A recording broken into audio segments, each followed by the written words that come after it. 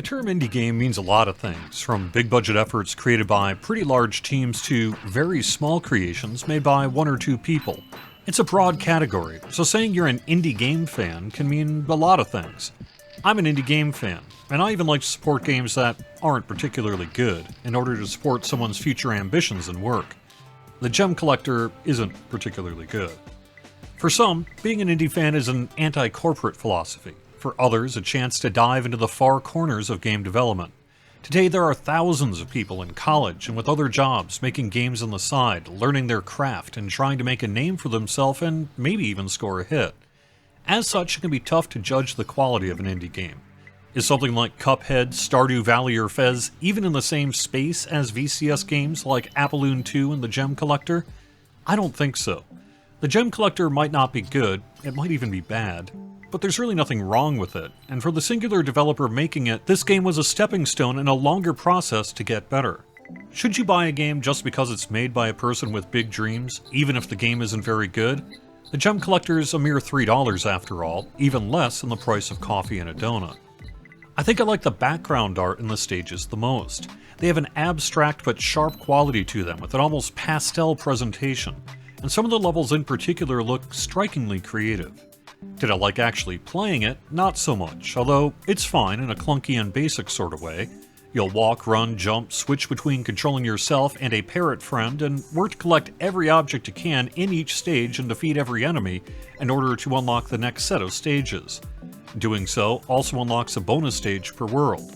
In total there are 21 stages, so this is a game for a couple of afternoons, assuming you actually want to play it that long. Developer Treefall Studios is one person, Eli Brewer, who has released several games on the VCS, including Tilting Tiles and The Perplexing Orb. None of these games have really impressed me or been particularly fun, but they're all solidly alright, I guess. There aren't many platformers on the VCS either, so if you need a platforming fix and have already played Siggy, you could do worse, although maybe not on the VCS. That's not to say I didn't have any fun, I just didn't have much fun, and it was about as good as a slightly stale Subway sandwich.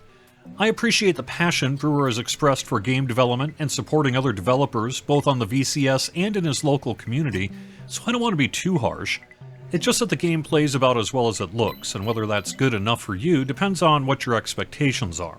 This is one of the first games Treefall released back in 2014, and this version is updated with better art thanks to a small, successful Kickstarter, which brought the Gem Collector to the Wii U a year or so later. You have 3 different kinds of shots, and figuring out which shot to use for what is one of the main puzzles being asked. This is a pretty forgiving game, and the platforming is not very tough.